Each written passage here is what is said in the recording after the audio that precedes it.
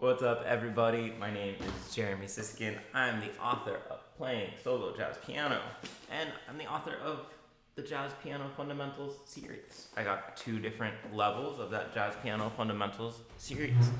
And today I want to talk with you about something that I don't know if it's obvious or not, but I know from some of my students it's not obvious, and that's how to take a song that's not particularly bluesy in its nature. It's not a blues song, it's not a blues progression, it's not a gospel song or anything like that, and to make it bluesy. And when I think of this, I think of, in particular, the pianist Gene Harris. And so I've chosen the song Have You Met Mr. Jones, where he has a really great recording with Ray Brown, to show you how I might make a non-bluesy song bluesy in his spirit. So first, I'm going to give you some general tips, and then we're going to get into actually doing this on Have You Met Miss Jones. So, some tips making non-bluesy song bluesy. Yeah. So, first thing, we're going to change non-dominant chords to dominant chords.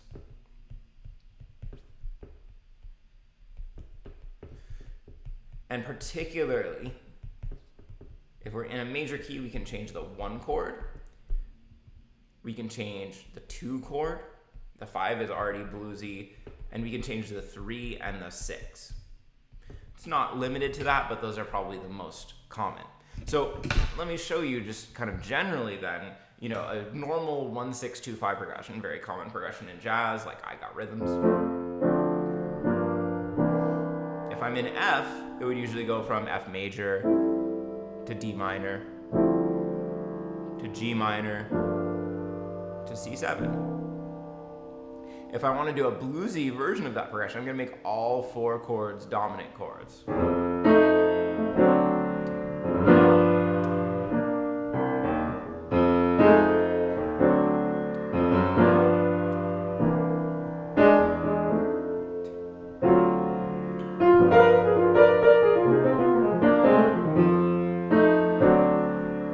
All right, voila, the character is really changed. Now I'm doing some other stuff while I play that progression. One of them is I'm doing grace note slides, particularly from the flat 3 to the 3 of each chord. So I'm going to exaggerate it, maybe more than I actually would, but on F, when I play my F7, I'm not just going to simply play the 3rd, I'm going to do a little slide. On G, I'm not just going to play my B natural, I'm going to... And even on that C7, I could do a little flat 3, D sharp or E flat, going to a natural 3. Right? Because what's more bluesy than using the minor 3rd on a major chord? Speaking of that, we're going to frequently add sharp 9s to dominant chords. I know that's not a complete sentence, sharp 9s. We're going to add sharp 9s to dominant chords, right? Sharp 9s are this weird note where it's the minor 3rd on a chord that already has a major 3rd. And that is a very bluesy kind of a sound. So, right, here's an F7, sharp 9. So notice that we've gone through a pretty huge transformation from my original F major 7 to F7 sharp 9. Could be D7 sharp 9. I wouldn't actually voice these things like this because it's a lot of skipping around, but I could go to G7 sharp 9, and C7 sharp 9 too. What would I actually do instead? I might go...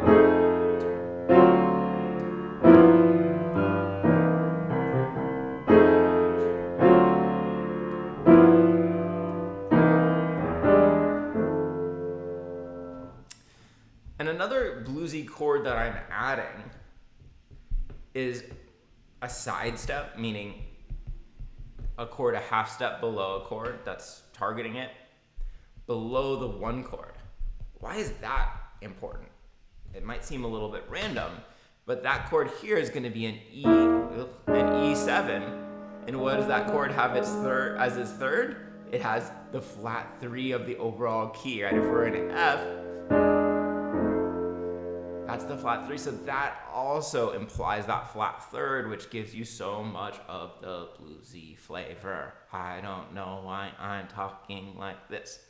Okay, so the side step below the 1 chord. What else we got? Inserting 4-to-1 progressions. This is a staple of gospel style blues. So the 4 here would be like a B flat major or B flat 7, and you go, right, there's a just B flat major triad to the F major. So listen to how I work this in.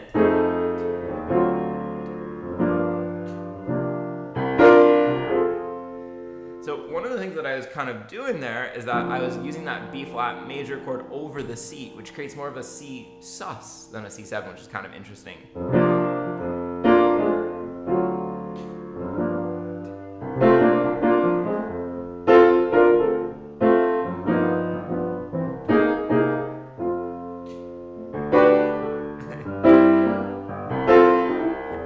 That's a little bit overly bright so I'm doing a 4-1 on each of those progressions. So like on the D7, I'm going G to D.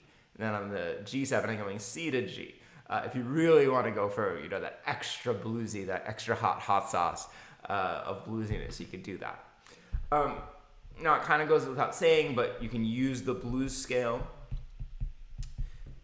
And particularly, you can use bluesy gestures. I already mentioned grace notes, but turns and double notes are bluesy gestures. Double notes. So by turns, what I mean is instead of just going down a scale,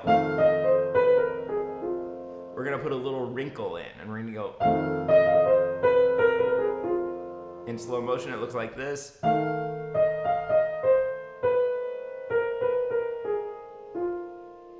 Yeah, if you want to see kind of how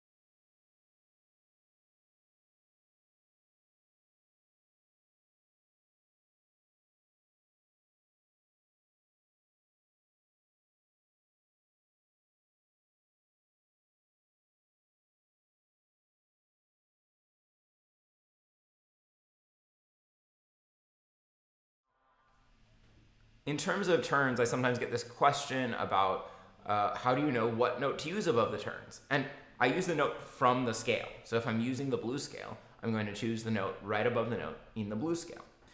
You can sometimes have some fun with that because you're not really going to hear that turn note. It's just kind of a gesture.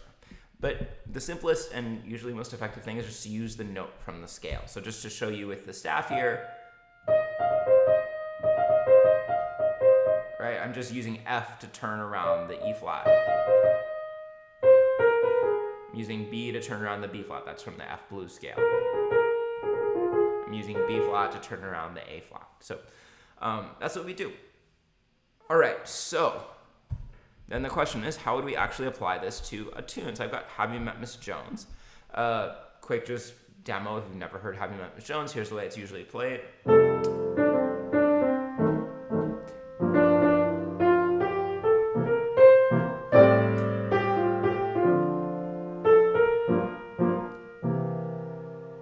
Nice little standard tune by Richard Rodgers.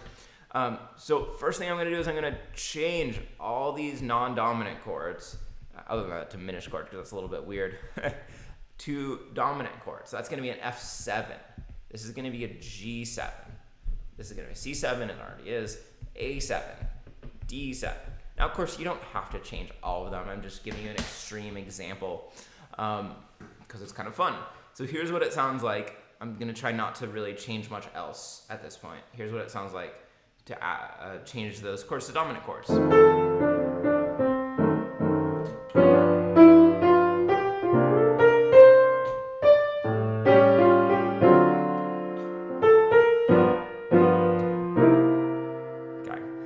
couldn't resist adding a couple grace notes for color. But one of the fun things that happens when you change chords to dominant, from minor to dominant, is if the melody happens to be the minor third, which is pretty common, that minor third becomes the sharp 9, right? F is the sharp 9 of D7. Same thing on the G minor. The melody note is the minor third. It's a B flat over a G minor. And so that becomes the sharp 9 of a G7. So it's automatically giving you this bluesy feeling. And it's kind of interesting on the A7.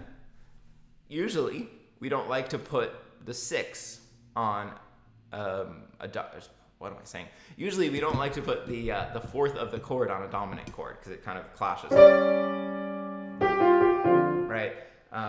That note clashes with the third of the chord. But in a bluesy context, this kind of works.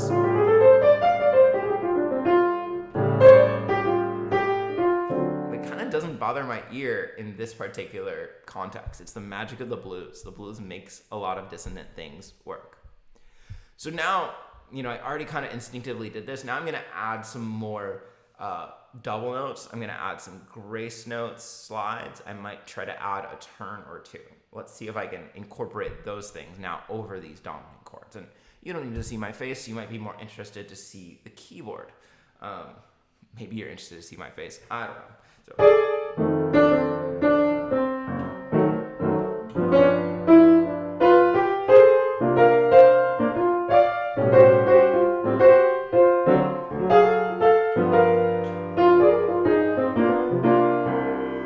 I'm doing there, that's that 4 chord going 4 to 1. If you prefer, you could also just think about making it a C sus. Now, I wasn't planning on doing this, but that F sharp diminished is bothering me. It's so unbluesy in this context.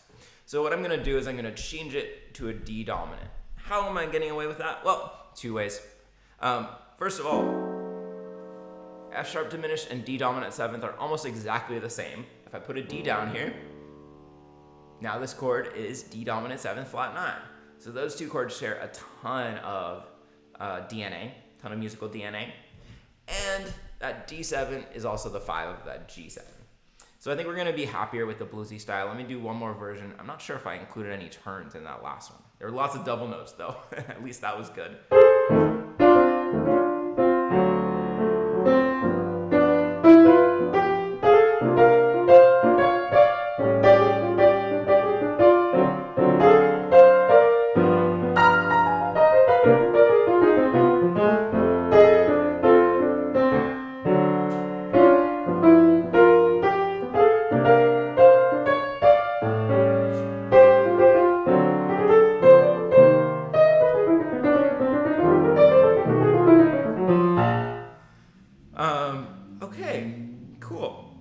And if I want to take it even a step further, I'm noticing that this melody in the first measure goes between D and C, which could be B flat, F, 4, 1, 4, 1, right? So let's see what happens if I add that.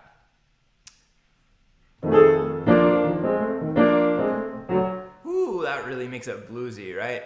Let's see, is there another place where we can do that? How about on this G7, we're going to go G, C. I don't know what I'll do on that F. I'll figure it out when I get there. And then C, G, or something like that. I'm going to see if I can figure that out. So it might sound, I'm looking for a place for my pencil. All right. Yeah, that's cool. Turn the blues knob up to 10. And then can we keep that going? It's tough. Let's see. Maybe I'll go F, C instead of C here. I'll go F, C, F. Now I'm just having fun. So.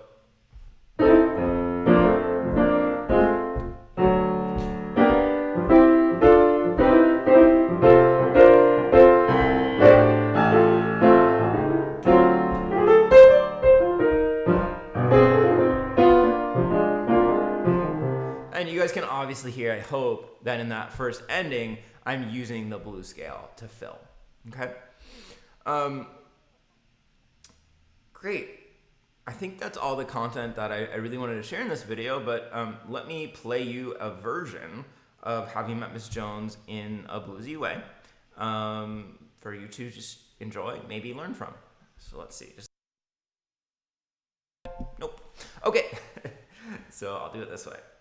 So here's my little bluesy improvised version of Have You Met Miss Jones. Thanks for watching, everybody.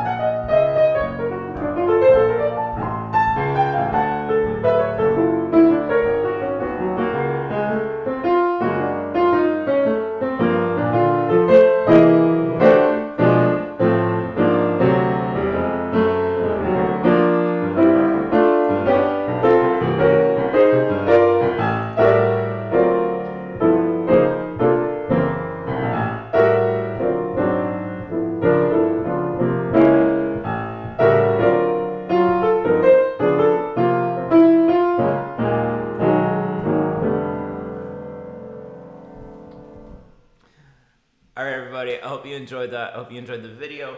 Just a reminder, if you want to support me, the best way to do so is by checking out my books, which you can get at jeremysiskind.com. If you like the video, comment with Gene Harris, because more people need to be checking out Gene Harris.